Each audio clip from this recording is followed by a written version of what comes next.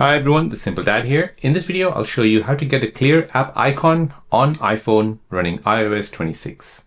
So if you want to get clear app icons on iOS 26, then let me show you how to do this. So first, go ahead and long press on the home screen, then tap on Edit here at the top left, then tap on Customize.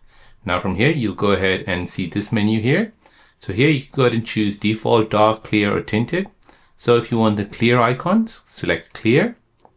And then now you want to go ahead and tap on the home screen.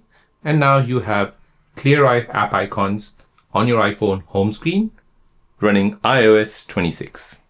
So there you go, guys. That is how to get clear app icons on your iPhone running iOS 26.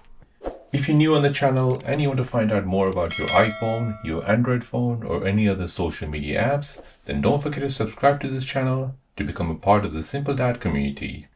Hit the like button if you find this video useful.